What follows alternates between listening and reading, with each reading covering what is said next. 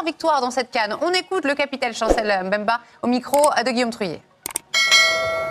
Chancel Mbemba avec nous. Chancel, félicitations. Quel match et quel mental, parce que vous faites la faute sur ce penalty et c'est vous qui mettez ce but d'attaquant. Racontez-nous un peu comment vous avez vécu ce match.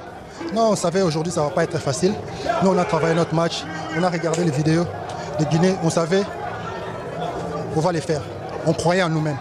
Et on savait que ça ne va pas être difficile, mais grâce à Dieu, on a fait, on a travaillé, on a fait.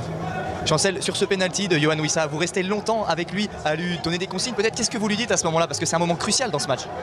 Non, c'est mon gars, je savais parce qu'il a travaillé ça à l'entraînement, je savais qu'il va marquer.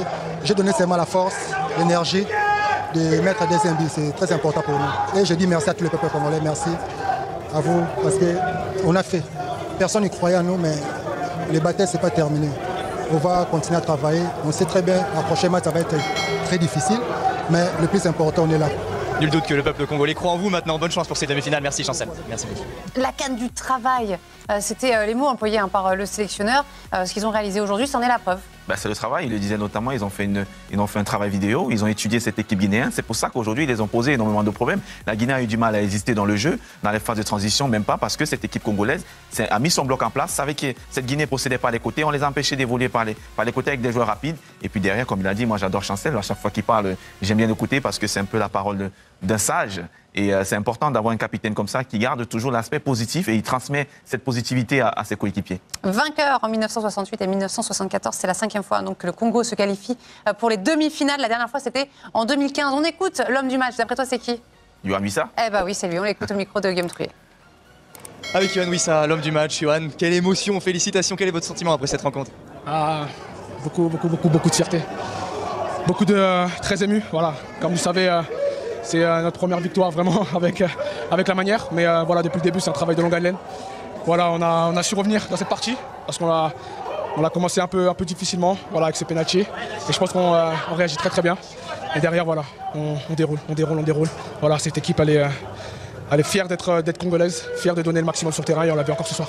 Yohan, c'est vous qui transformez le penalty. Cédric en avait raté un, Cédric Bakambu, votre coéquipier contre le Maroc. Est-ce que c'était prévu que ce soit vous qui tiriez ce penalty? Oui, c'était prévu. Le coach a fait le choix de me donner le penalty.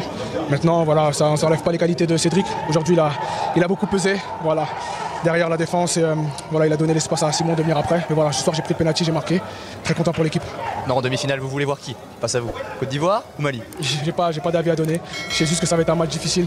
Encore une fois, voilà, j'ai un grand respect à l'équipe de la Guinée parce que voilà, on sait à quel point c'est difficile d'être en quart de finale. Maintenant, nous, notre chemin ne s'arrête pas là. On rentre à la maison, profiter avec la famille et rendez-vous mercredi. Bonne chance pour cette demi-finale en tout cas. Merci Yohan. Yohan Wissa, homme du match donc de ce quart de finale. Aujourd'hui, la RDC qui sera donc opposée, vous l'aurez compris, au vainqueur du match entre le Mali et le pays hôte. On écoute le sélectionneur Sébastien Desabre. Avec Sébastien Desabre, coach victorieux. Sébastien, on imagine coach heureux aussi, même si c'était très stressant à la fin. Qu'est-ce qui a fait qu'aujourd'hui, la République démocratique du Congo a décroché sa première victoire dans ce tournoi? On est content, oui. Après, on ne s'est pas affolé. On a fait une entame de match moyenne, je trouvais. Au milieu de terrain, on a eu du mal à gérer tactiquement les décrochages de Keita. Après, ça a été beaucoup mieux quand on a changé certaines choses. Après, ce qui a fait la victoire, c'est que même en étant à 1-0 contre nous, on est tellement unis, il y a tellement de force dans cette équipe, il y a de la qualité aussi, parce qu'on ne gagne pas un quart de finale quand on perd 1-0, 3-1 sans qualité. Et donc, les garçons sont récompensés. Je pense qu'on a, comme je le disais, on a une victoire au bon moment. Voilà, on nous disait qu'on avait fait pas mal de nuls. Je disais que c'était le principal, c'était de passer les étapes. Et là, on a une victoire avec 3 buts. Donc voilà, c'est bien, on est content. Juste un mot sur votre capitaine, Chancel Mbemba. C'est lui qui provoque ce pénalty malheureusement. Et ensuite qui marque un but incroyable. Qu'est-ce qu'il apporte dans ce groupe? Parce que c'est un petit peu l'âme de cette équipe, le leader. Ouais, Chancel, c'est Chancel. Et je crois que j'ai tout résumé. Je dis, c'est quelqu'un qui est extraordinaire et puis qui, par le travail, arrive. Bon, là, on parle d'aujourd'hui, mais le parcours de sa vie, c'est fantastique et c'est merveilleux. Et ouais, c'est un signe, c'est lui qui nous remet dans la partie.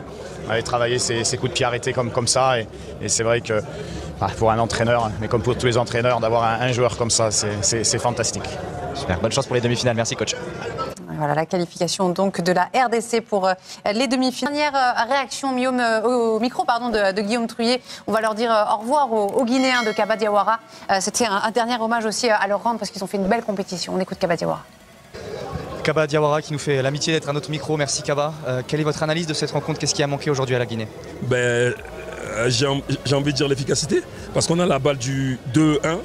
Et même au-delà de ça, on marque les premiers, donc on doit les faire douter un petit peu plus. On doit résister au moins jusqu'à la mi-temps.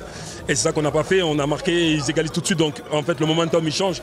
Et quand le momentum change, après, quand tu as la balle du 2-1, que tu ne marques pas et que sur le contre, il marque un penalty, ça fait vraiment mal à la tête, quoi. Donc on savait qu'on était une équipe jeune qu'on apprenait. Ah ben là, on apprend, mais à vitesse grand V. Qu'est-ce qu'il faudra faire sur les prochaines compétitions, gagner en expérience pour éviter ce genre d'écueil face à une autre équipe dans la compétition? Exactement, le projet c'était de rajeunir l'équipe et donc on l'a fait, on a vu sur les premiers matchs, on n'avait pas les anciens, donc on a joué avec l'équipe jeune. Donc je pense que ces jeunes-là, on peut vraiment bâtir là-dessus. Après on n'a pas eu de chance parce que Serhou était blessé pratiquement tout la CAN. Donc on ne l'a pas eu, donc je pense que l'année prochaine il sera là et il nous fera du bien, c'est clair. On vous souhaite bonne chance dans cette prochaine CAN et dans les prochaines aventures avec la Guinée. Merci beaucoup Kaba. Merci beaucoup. Ah oui, il a raison, c'est dès l'année prochaine la Coupe d'Afrique des Nations. Il paye pour apprendre aujourd'hui, mais pourquoi pas effectivement réaliser quelque chose demain. Exactement, il a un groupe jeune, comme il a dit. Je pense que l'année prochaine, ils vont encore monter en puissance, en intensité.